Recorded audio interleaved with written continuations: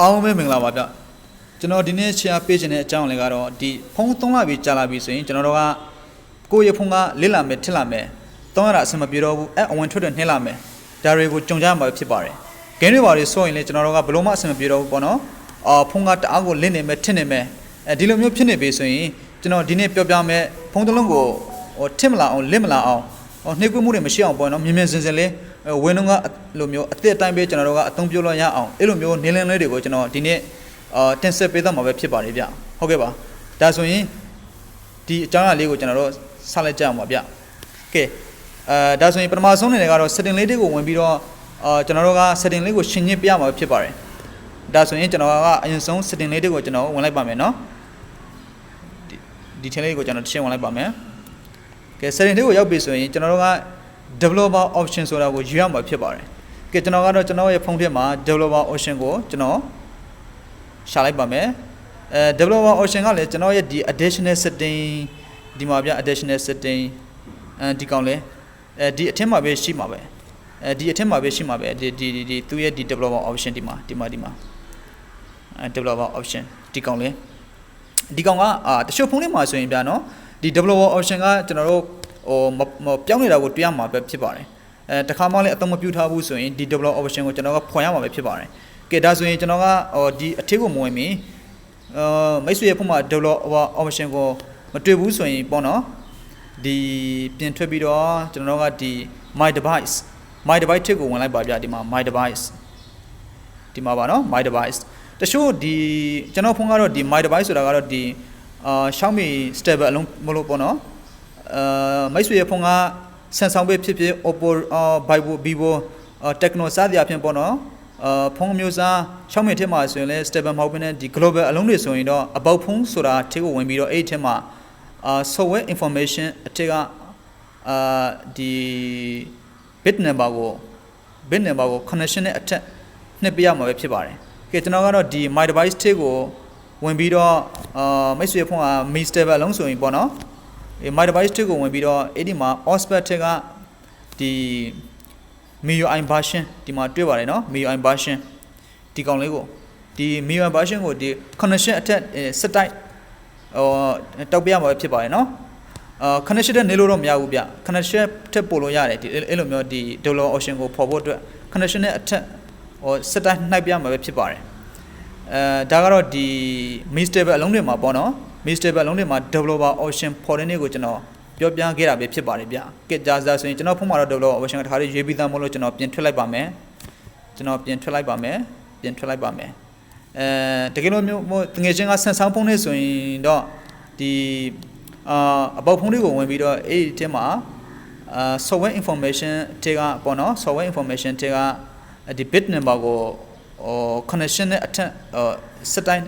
နှိုက်ပေးရမှာပဲဖြစ်ပါတယ်ဗျကဲဒါကတော့ဒီအခြားဒီ mi stable အလုံးတွေကလွှဲပြီးတော့အခြားဒီ Oppo တော့ပေါ့နော် Vivo တော့အဲ့လိုမျိုးဖုန်းတွေမှာဆိုရင်ကျွန်တော်တို့ကdeveloper option ဟာဆိုရင် my device ထဲမှာမရှိဘဲနဲ့ဒီ about ဖုန်းတွေမှာပဲရှိတယ်ဆိုအကြောင်းနဲ့ပတ်သက်ပြီးကျွန်တော်ပြောပြခဲ့တာပဲဖြစ်ပါတယ်ဗျကျွန်တော်ဖုန်းမှာတော့ဒီ mi stable အလုံးမို့ဒီ developer option ကတခါလေးပါပါတယ်ကျွန်တော်ကရွေးပြီးသားပေါ့နော်တခါလေးဒီ my device ထဲကဒီ bit number ကိုကျွန်တော် connection တခါလေးရွေးပြီးသားမို့လို့ additional setting ထဲမှာပဲကျွန်တော်ကတော့တခါလေးဟိုဟာရှိပြီးသားဖြစ်ပါတယ်ဗျကဲဒါဆိုရင်ကျွန်တော် additional setting လေးတွေကိုကျွန်တော်ခုနကတိုင်ဝင်လိုက်ပါမယ်အဲ့ဒီမှာ developer option ကိုတွေ့ပါရင်တော့တကယ်ချင်းဒါကောင်တော့တော်တော်လေးကိုအရေးကြီးတယ်ဗျဒီကောင်ကလည်းကဲဒီထဲကိုကျွန်တော်ဝင်လိုက်ပါမယ်ကဲဝင်လိုက်ပါပြီကဲဒီထဲကိုရောက်ပြီဆိုရင်ကျွန်တော်တို့ကဒီ developer option ဆိုတာလေမိတ်ဆွေတို့ရဲ့ဖုန်းမှာဒီကောင်ကဒီလိုမျိုးပိတ်နေပြီးတော့တွေ့ရမှာပဲဖြစ်ပါတယ်ကဲဒါဆိုရင်ဒီလိုမျိုးပုံစံအနေထားနဲ့တွေ့ရမှာပဲဖြစ်ပါတယ်နော်အသေးချာလေးကြည့်ပါဗျဒီလိုမျိုးအနေထားနဲ့တွေ့ရမှာဖြစ်ပါတယ်ကဲဒါကိုကျွန်တော်တို့ကဖွင့်ပြီးတော့ permission တောင်းရင်လေဒီ permission ကိုကျွန်တော်တို့ကpermission ပေါ့နော်ဒီကောင်ကိုဒီ permission ကိုကျွန်တော်တို့ကဒီ permission ကိုကျွန်တော်တို့ကဒီခွင့်ပြုပေးရမှာဖြစ်ပါတယ် okay ပဲနိုင်လိုက်ပါမယ်ဟုတ်ပြီကဲဒါဆိုရင်ဒီအထက်မှာကျွန်တော်တို့က setting လေးတွေကိုရွေးပေးရမှာပဲဖြစ်ပါတယ်ဗျာနော်ဖုန်းမလစ်အောင်တော့ဒီမထစ်အောင်တော့ပေါ့နော်ဂိမ်းတွေပါလေးဆော့ရင်လည်းအဆင်ပြေအောင်တော့ setting လေးတွေကိုကျွန်တော်ရှင်းရင်းပေးရမှာဖြစ်ပါတယ်ဗျကဲဒါဆိုရင်ကျွန်တော်ကပထမဆုံးတစ်ခုအနေနဲ့ကတော့ကျွန်တော်ကဒီသူ့ရဲ့ developer option setting လေးကိုဝင်ပြီးတော့သူ့အထက်မှာsetting လေးတစ်ခုကိုကျွန်တော်ရွေးလိုက်ပါမယ်ဗျအရင်ဆုံးကတော့လေ ကဲပထမဆုံးကတော့ကျွန်တော်ဒီမှာတွေ့ရဗျဒီ transition animation scale ဒီမှာဗျာနော်ဒီမှာtransition animation scale ပြီးတော့ animator duration scale ကြည့်ပါရနော်ကဲနောက်ဆုံးတစ်ခုကတော့ကျွန်တော်တို့ window animation scale ဆိုပြီးတော့ဒီ scale သုံးခုကိုကျွန်တော်တို့ကရွေးချယ်ပေးရမှာပဲဖြစ်ပါတယ်ဗျာနော်ကဲဒီ scale သုံးခုကဆိုရင်ကျွန်တော်တို့ကပထမဆုံးတစ်ခုအနေနဲ့ဒီ window animation scale ပေါ့နော် window animation scale ပထမဆုံးတစ်ခုအနေနဲ့ဒီ window animation scale တွေကိုဝင်ပြီးတော့အဲ့ဒီမှာပုံမှန်တိုင်းဆိုရင်ဗျကျွန်တော်တို့ကဒီ 1x 1.5x 2x 5x 10x 10x ထိကိုပါတယ်ဗျာနော်ဒီလိုမျိုးနေထောက်ကိုကျွန်တော်တို့ကတွဲရမှာဖြစ်ပါတယ်ကဲဒါဆိုရင်တငယ်ချင်းကဒီပေါ့နော်ဒီ scale ထဲမှာကျွန်တော်တို့ကဒီစေခုတိရှိတယ်ဗျာနော်စေခုထဲမှာကျွန်တော်တို့ကဒီအားလုံးကိုမရွေးပဲကျွန်တော်ကတစ်ခုကိုရွေးရမှာဖြစ်ပါတယ်ဗျာတစ်ခုကတော့ဘာလဲဆိုရင်ပထမဆုံးဒီ 0.5x ဒီမှာတွေ့ပါတယ်ဗျာဒီမှာ 0.5x ဒီကောင်လေးပေါ့နော်ဒီကောင်လေးကိုကျွန်တော်ကအရင်ရွေးထားရမှာပဲဖြစ်ပါတယ်ဗျာကဲဒီကောင်လေးကိုကျွန်တော်ရွေးလိုက်ပါမယ်ဟုတ်ပြီကဲတစ်ခုပြီးတော့ပါပြီဗျာ window animation scale ကတော့ပြီးတော့ပြီနောက်တစ်ခုဒီ transition animation scale ဒီမှာတွေ့ပါတယ်နော်တကယ်ချင်းဒီမှာ transition animation scale ကဲဒီကောင်လေးတွေကိုကျွန်တော်ဝင်လိုက်ပါမယ်အခုနောက်ကအတိုင်းပဲဗျအထက်မှာလည်း 1x နဲ့တွဲရမှာဖြစ်ပါတယ်မိတ်ဆွေရဲ့ဖုန်းမှာတော့ဒီ 1.5s to 2s to ဖြစ်နေမှာပေါ့နော်ဒါကတော့ဖုန်းတစ်လုံးနဲ့တူမှာမဟုတ်ဘူးကဲဒီအထက်ကကျွန်တော်တို့ကခုနကအတိုင်းပဲပြော animation scale 0.5x ဒီကောင်လေးကိုတစ်ချက်ရွေးပလိုက်ပါဒီကောင်လေးကိုတစ်ချက်ရွေးပလိုက်ပါနော်ကဲဒါဆိုရင်ကျွန်တော်အကောင်ကိုရွေးလိုက်ပါမယ်ဟုတ်ပြီနှစ်ခုကြပြီကဲနောက်ဆုံးတစ်ခုပေါ့နော်ဒီမှာဒီ animator duration scale ပေါ့နော်ဒါကတော့ဒီ scale သုံးခုမှာနောက်ဆုံးခုဖြစ်တဲ့ဒီကောင်လေးတွေကိုကျွန်တော်ဝင်လိုက်ပါမယ်ဗျဟုတ်ပြီခုနကအတိုင်းပဲကျွန်တော်တို့ကဒီ animation scale ပေါ့နော် 0.5x ကဲဒီကောင်လေးကိုကျွန်တော်တို့ကရွေးပြရမှာပဲဖြစ်ပါတယ်ဗျဒီကောင်လေးကိုရွေးပြရမှာပဲဖြစ်ပါတယ်ဗျကဲဒါဆိုရင်ကျွန်တော်ရွေးလိုက်ပါပြီကဲscale သုံးခုတော့ပြီးတော့ဗျ window animation scale ရယ် transition animation scale ရယ် animator duration scale ရယ်ဒီကောင်လေးသုံးခုကိုမိတ်ဆွေကဖုန်းမှာပြောင်းပြရမှာဖြစ်ပါတယ်အခုနောက်ကျွန်တော်ပြောင်းတဲ့အတိုင်းပြောင်းထားလိုက်ပြီဆိုရင်သူကဘာအတွက်ကောင်းတယ်လဲဆိုရင်ဗျာမိတ်ဆွေကsoftware တွေကိုသုံးနေပြီဆိုရင်ပြောနော် software app အဝင်ထွက်တယ်ပါတယ်တအားကိုအဆင်ပြေလာမှာပဲဖြစ်ပါတယ် gain တွေပါတယ်ဆိုရင်လည်းဒီ gain က liter တွေပါတယ်တအားနေတော့ပြီးတော့ဗျာအဆင်ပြေရှောင်းမွေးမှုရှိနဲ့စမှုအဲ့လိုမျိုးအသုံးပြုနိုင်မှာပဲဖြစ်ပါတယ်ဒါက app တွေရဲ့အဝင်အထွက်တအားမြင်စင်တော့မှာပဲဖြစ်ပါတယ်ဒီလိုမျိုးလောက်ထားလိုက်ပြီဆိုရင်လည်းဒါကတော်လေးကိုကောင်းပါလေဗျာကဲနောက်တစ်ခုကျင်ပါသေးတယ်ဗျာနောက်တစ်ခုကတော့ဒီအထဲမှာကျွန်တော်တို့ကဒီ GPU အပိုင်းပေါ့နော် game တွေပါလေဆိုရင်ကျွန်တော်တို့ကဒီ social media တို့ပါတော့ software တွေကိုသုံးပြီဆိုရင်သူရဲ့ GPU ဆိုတာကတော့ဗျာဒီ software တစ်ခုရဲ့ဒီအလုံးလုံးနိုင်မှုကိုတအားဒီ power ပေးတဲ့သဘောမျိုးပေါ့နော် software ကိုတအားအလောက်လောက်နိုင်စေတဲ့သဘောမျိုးအဲ့လိုမျိုးဒီသူရဲ့ GPU ကို booster လောက်တာပေါ့နော်ကဲဒါကိုကျွန်တော်တို့ကပို့ပြီးတော့ power ပြင်းတော့အောင်ပေါ့နော်ဒီ software တွေရဲ့လောက်နိုင်အောင်ကိုမြင်နိုင်တဲ့ setting လေးကိုလည်းကျွန်တော်ရှင်းပြပေးလို့ရပါတယ်ဗျာကဲဒီကောင်ကတော့ဒီထဲမှာကျွန်တော်ကတော့ဒီတွေ့ရပြဒီမှာ force GPU rendering ဒီကောင်လေးကိုအင်ပေးရမှာဖြစ်ပါတယ်ဗျာเนาะဒီမှာတွေ့ပါတယ်เนาะဒီကောင်လေးကိုအင်ပေးရမှာဖြစ်ပါတယ်ဒီကောင်ကGPU ဘန်းကိုတအား software တွေရဲ့ performance ကိုတအားအဆင်ပြေတော့မှာပဲဖြစ်ပါတယ်ကဲဒီကောင်ကတော့ဖုန်းတိုင်းလို့တကယ်ချင်းရဲ့ဖုန်းကလင့်နေပြီဆိုရင်ဒီကောင်ကတော့လုံးဝကိုအင်ပေးတဲ့ setting လေးတစ်ခုဖြစ်ပါတယ်ဗျာကဲဒါဆိုရင်ဒီကောင်လေးကိုကျွန်တော်အင်ပေးလိုက်ပါမယ်ဟုတ်ပါပြီကဲဒါဆိုရင်နောက်တစ်ခုကတော့ဒီအဲ့ဒီအောက်မှာပဲပါပါတယ်ဗျာနော်ဒီမှာတွေ့ပါပြီဗျဒီမှာ 4x MSAA ဒီမှာတွေ့ပါတယ်နော်ဒီကောင်လေးကိုလေကျွန်တော်တို့ကဒီ software တွေရဲ့ GPU ဘန်းကိုအားဖြစ်ဖို့ booster လုပ်ဖို့အတွက်ဒီကောင်ကိုကျွန်တော်တို့ကon ပေးရမှာဖြစ်ပါတယ်ဗျကဲဒါဆိုရင်ကျွန်တော်ဒီကောင်ကိုဖွင့်ပြလိုက်ပါမယ်ဟုတ်ပါပြီကဲဒါဆိုရင်setting လေးနောက်ဆုံးတစ်ခုတော်တော်လေးကိုအရေးကြီးတယ်ဗျာနော်ဒီမှာနောက်ဆုံးတစ်ခုကျင်ပါသေးတယ်ဒီကောင်လေးကတော့ဘာလဲဆိုရင်background process limit ဒီမှာတွေ့ပါတယ်နော်ဒီမှာbackground process limit ဒီကောင်လေးကိုကျွန်တော်တို့ကရှင်းပြရမှာဖြစ်ပါတယ် background process limit ဒီကောင်ကတော့ဘာအတွက်ကောင်းလဲဆိုရင်ဗျ